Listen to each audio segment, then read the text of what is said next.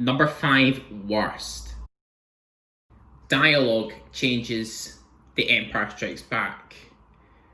This is something that not only happened not once, not twice, but 3 times in the film, and they're all pretty jarring. But here's the first instance of this happening. When Luke Skywalker crash lands on Dagobah, and R2 gets attacked by the Dragon Snake, and Luke thinks that he's eaten, and the Dragon Snake spits R2 back out, and when Luke goes to see if he's okay. In the original theatrical cut, when Luke is helping R2 up, he remarks, "You're lucky you don't taste very good." Now this is a mildly comical line that kind of brings light to the moment to say that Luke is relieved that R2 is okay. For some reason in the special edition, it was changed from "you're lucky you don't taste very good" to "you're lucky to get out of there." So that just takes the wit out of the scene, and I don't know, it just makes Luke much less witty. Another instance of this happening is towards the end of the film, after the iconic "I am your father" moment, is when Darth Vader, he's frustrated, he's absolutely furious that he failed to turn his son to the dark side, so as he's walking through a corridor, he barks the order, "Bring my shuttle." And just the way Vader just barks the order just conveys so much emotion, so much frustration, and yeah, it shows that Vader is not someone you want to mess with. In the special edition, for some reason, it was changed from "Bring my shuttle" to Vader just casually saying, "Alert the Star Destroyer to prepare for my arrival." And then it shows a montage of Vader going into his shuttle and then going to the Star Destroyer. I mean, the montage was unnecessary, to be honest, and the way Vader delivered the line, it's like, well, I couldn't care less. Well, I failed to turn my son to the dark side. Oh well. But those two are not the worst examples. Oh no, the worst example, Luke's scream, The Empire Strikes Back. Okay, I'm going to give you a bit of context for the scene. Darth Vader just revealed to Luke that he's his father. So the worst thing that can happen to Luke happened to him because he believed that Darth Vader murdered his father, and he just found out that he is his father. So rather than just join him in the dark side, Luke just willingly lets go of the pole and sacrifices himself for the greater good. And why would he scream? I mean, if he's screaming, then that takes away Luke's noble act in this moment. And what makes this even more infuriating and laughable is that it's not even Mark Hamill screaming. No, they actually just used Ian McDiarmid's scream from Return of the Jedi, but put it in a higher pitch. I have no idea what George Lucas was even thinking with that edit, and I would actually despise this edit even more. It would be much higher, maybe even number 1, had George Lucas not made the smart move and take out the edit for the DVD release, because this is only exclusive to the 1997 special edition, and it should stay there. Number 5, best. CGI Yoda, The Phantom Menace. If you ask me the question, what do I prefer, CGI characters or practical characters? Well, if you can do it practically, do it practically, but I don't mind CGI characters. Which is why I think the puppet Yoda used in Empire Strikes Back and Return of the Jedi looks brilliant, even to this day. Which is baffling because the puppet they used for Yoda in The Phantom Menace, the theatrical cut anyways, looks awful. I mean, he obviously looks like a he looks like a Muppet. He just looks, the ears look so stilted, the eyes barely emote, and he constantly, and his mouth doesn't even change. It's actually kind of creepy looking too. And he obviously looks like he was made out of plastic. So, in that round, I prefer the CGI model they used for Yoda in Attack the Clones and Revenge of the Sith, because that CGI model looks closer to how Yoda does in Empire Strikes Back and Return of the Jedi, and Heck, even the puppet in The Last Jedi as well. So, yeah, that's why I think this is a brilliant edit to The Phantom Menace, making Yoda CGI and looking how closer to how he did in Empire, Jedi, and Last Jedi. Number 4 worst. Jabba the Hutt, A New Hope. Now we get to the big ones.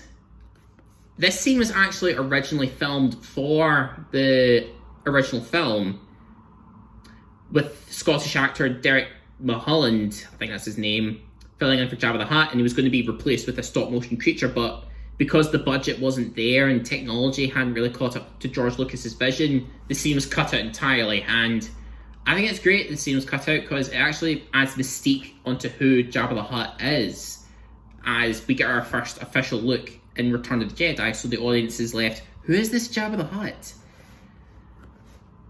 But then the 1997 special edition comes out, and with the inclusion of the scene, it actually removes any mystery on who Jabba the Hutt is.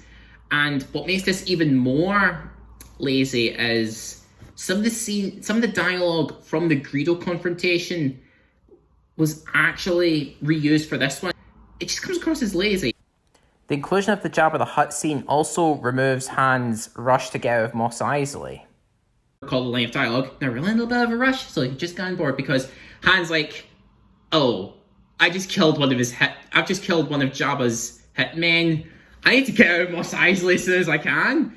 Whilst in the edit for Jabba the Hutt, he's like, yeah, I killed one of your hitmen, but could you give me more time, please? And Jabba's like, okay. And now let's get to the big elephant in the room. Jabba looks awful. It might as well be the worst CGI effect I have ever seen in a big budget franchise blockbuster. I mean, you can clearly see the pixels in Jabba. There's no shading and no lighting on Jabba whatsoever. It looks like he came out of a PlayStation 1 game, and it just looks terrible. Thankfully, Jabba the Hutt was updated for the 2004 special edition, where he looks close to how he did in Return of the Jedi and The Phantom Menace, but he still didn't look that good. And as for that Boba Fett cameo in that scene, pointless. Didn't need to be added since that was actually digitally added. Number 4 best. Ian McDiarmid is the Emperor, Empire Strikes Back. In the original version of Empire Strikes Back, the Emperor was played by the makeup artist Rick Baker's wife in a chimpanzee mask, and he was voiced by Clive Revile. And I don't really have a problem with how the Emperor looked or sounded in the original version of Empire Strikes Back, but it's kind of jarring since Ian McDiarmid has cemented himself as the Emperor with the prequels, which was why this edit was made, just to keep in continuity with the prequels, and I like it. I mean, Ian McDiarmid is the Emperor. I mean, he was one of the better parts of the prequels and The Rise of Skywalker. As much as I am against Palpatine being brought back from the dead for The Rise of Skywalker, Ian McDiarmid killed it. However, why this edit isn't any higher was the added dialogue concerning Luke Skywalker. In the original, it was like, there's a great disturbance in the Force. We have a new enemy. Luke Skywalker. Yes, my master. In the updated version, it's, we have a new enemy. The young rebel who destroyed the Death Star. I have no doubt that this boy is the offspring of Anakin Skywalker. How is this possible? Search your feelings, Lord Vader. You know it to be true. I mean, it's supposed to be mirroring Luke's reaction to finding out that Darth Vader is his father, but this kind of contradicts a comic that takes place before Empire Strikes Back, where Vader finds out that the rebel who destroyed the Death Star was his son, Luke Skywalker. And it says in the opening crawl that Vader's stopping at nothing to find the young Skywalker, because he already has the knowledge that he's a son. So this added dialogue kind of makes Vader to be a bit of an idiot. Either that, or Vader's probably just playing dumb for the Emperor. I mean, I don't know. That's why that edit isn't any higher. Number 3, worst. Oh man. This is one of the most infamous changes. Probably the most infamous, if you ask me. Who shot first? Okay, the context of the scene is when Han is getting ready to prep Falcon, he gets confronted by one of Jabba the Hutt's hitmen, Greedo, and about some money that Jabba owes him. And as Greedo's talking away, Han is just casually sitting back while his hand reaches under the table for his blaster so that he's ready to fire.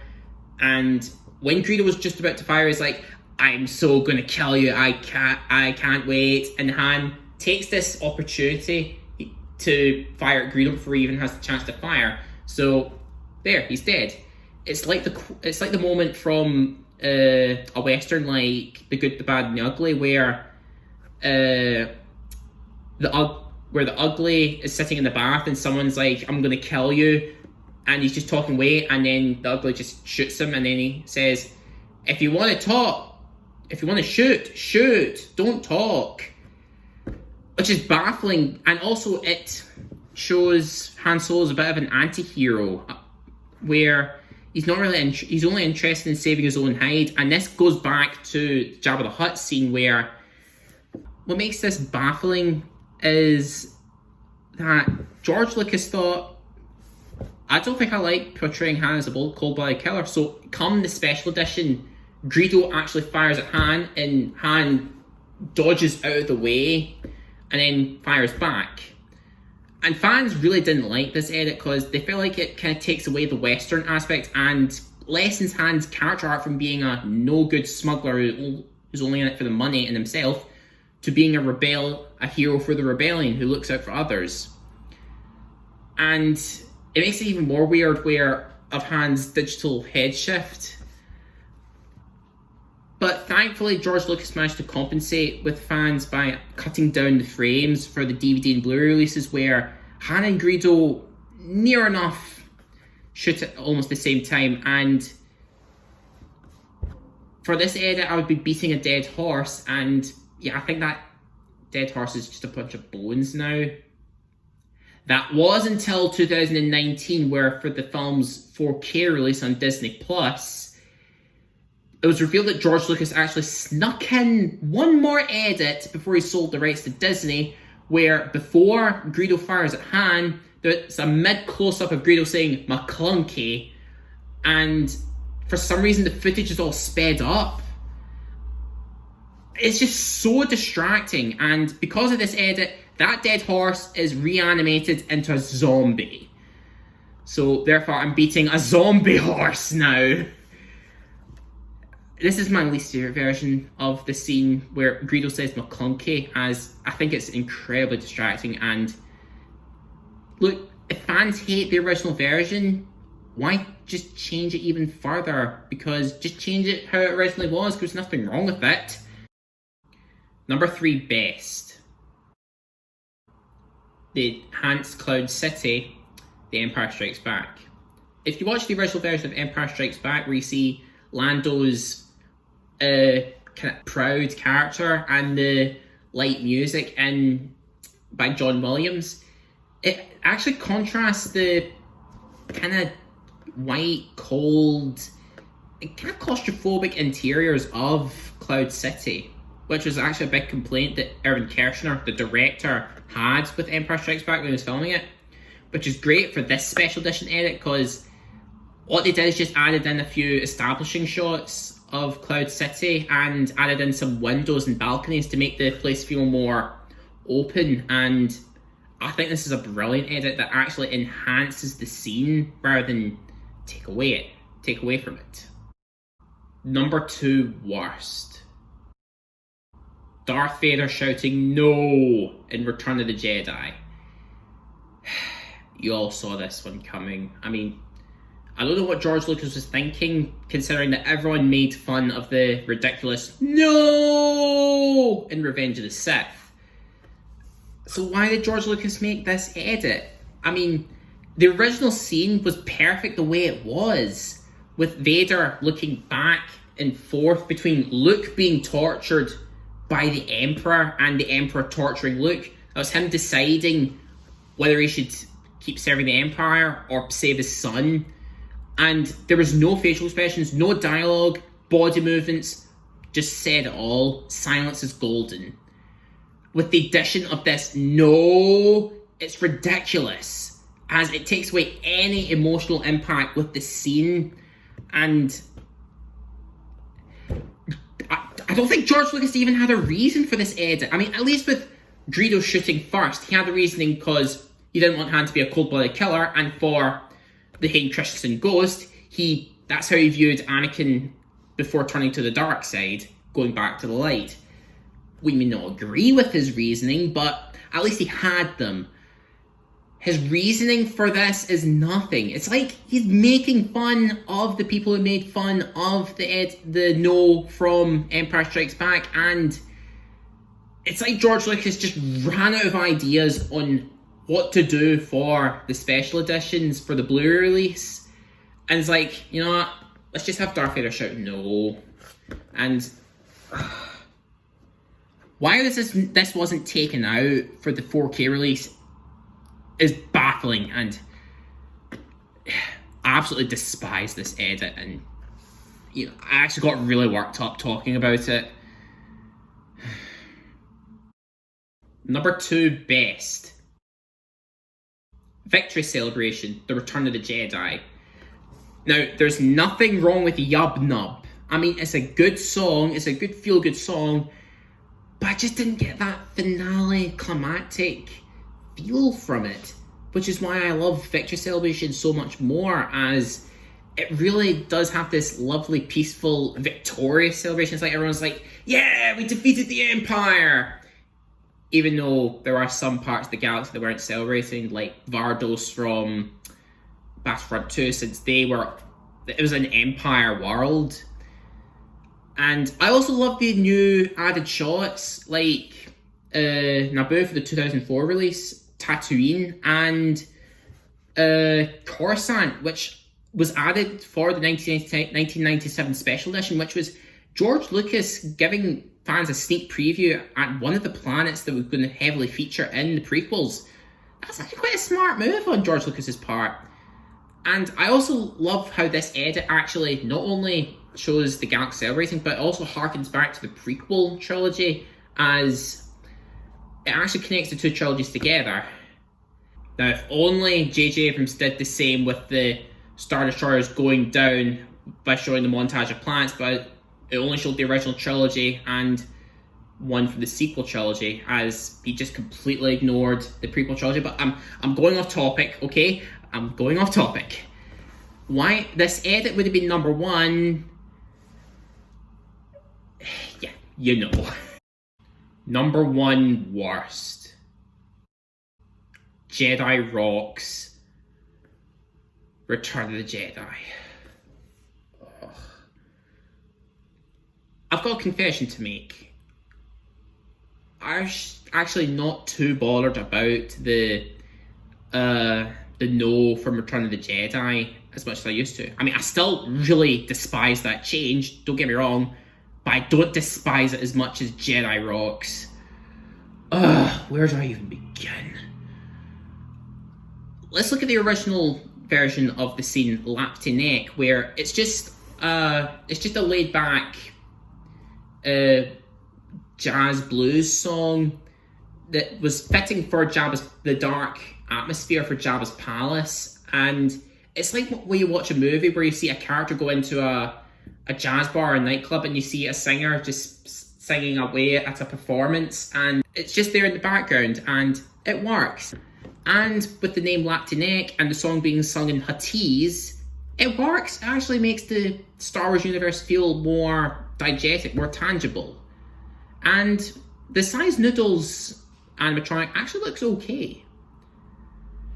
But then we get to the special edition where the Size Noodles animatronic that looked okay was changed to an absolutely abysmal CGI creation. Okay, here's the first problem with Jedi Rocks. The name, Jedi Rocks. It's like that name it was thought up by a 2-year-old, and the thought just came to my head right now, Jedi Rocks. This completely contradicts the context of the Star Wars saga, because the Jedi were outlawed by the Galactic Empire. They were hunted down. So why, oh why, would someone have a song called Jedi Rocks? Ugh.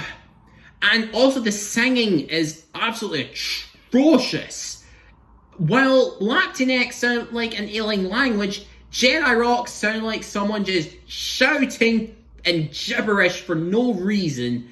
And while Latinx was in the background, Jedi Rocks, I mean, the movie just comes to complete, it's like one of those annoying points. It's like watching a musical where the movie just stops so it can have a dance singing number, and there are times where Size Noodles, the singer, would go right up to her face like that, and also that other alien, I don't know the name, but I don't care, and it also contradicts a dark scene going on where a slave girl is actually trying to kill Jabba, but then Jabba feeds her to the Rancor, and then you have those CGI creatures going, whoa, whoa! I mean, and I'm not going to turn to the dark side, but yeah, the last thing I'll say is that whenever we see that shot of Boba Fett watching the dance, I just mutter to myself, not even Boba Fett is amused. And as for that other edit with Boba Fett flirting with some Twilight girls, just no. Right, I got a bit worked up by talking about that edit, so I'm just going to take a little drink. Right, on to number one. Number one best. The Battle of Yavin, A New Hope. I'd honestly go as far as to say this is an improvement over the original. Let me get right down to it. One, the inclusion of the big Darklighter scene before they all take off to see the Death Star. I mean, it humanizes Luke as we get a look into his past on Tatooine, and we actually got to know one of the pilots beforehand, so it makes it more impactful when he dies. And what I also really love about this edit, and why it goes as far as to say is an improvement, is the CGI shots. I don't mean to discredit anyone who worked on the original model shots for A New Hope, for the Battle of Yavin, but I don't know, it's just compared to Empire Strikes Back and Return of the Jedi, they look dated. I mean, Industrial Light and Magic was a new special effects company, but it just looks dated. But what I really like about this edit is how, instead, like the original shot of the X-Wings it's kind of static, but with the new edit, they can actually make some twists and turns where it actually matches up with some of the planet's remarks. Like, I think it was Biggs or Wedge going, "He's wearing my tail, I can't shake him." And then there was one shot of the TIE fighter and the X-Wing, and you're like, really? You must be the worst pilot ever. But then when you get to the special edition where it actually looks like that pilot is trying to shake off that TIE fighter. And I also think, I mean, I've bashed on the CGI for the special editions. The CGI actually still looks pretty good, even today. So, yeah, there's not much else I can say about this edit for A New Hope. It's one, I would say, not only is a great addition, but also improves the film. And that lands it at number one. And before I close out, I just want to say that I think Lucasfilm has really missed a trick here. Okay, this is a bit unscripted, but I just thought I'd say my piece right here on how Lucasfilm missed a trick on a few occasions, where during Star Wars Celebration for 2017, I think, when Kathleen Kennedy was approached by a fan why the theatrical versions of the original trilogy haven't been released, she replied, "No, I wouldn't touch those original versions by George Lucas." So she's implying that she doesn't have the rights, she doesn't have the say on releasing the theatrical versions, and that's somewhat fair enough, but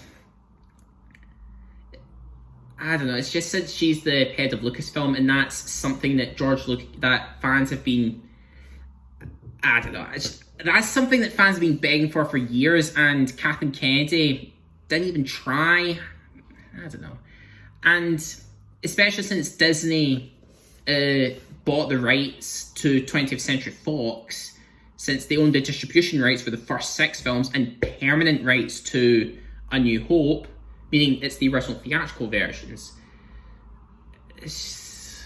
And also, there's another point where I think this Lucasfilm really missed a trick, is for the 4K release, they had the version where George Lucas added in the McClunky edit for Greedo, and since, well, the entire Star Wars saga was ported from Blu-ray to 4K, that would have been a really good opportunity to release the theatrical cuts, because they are a part of history.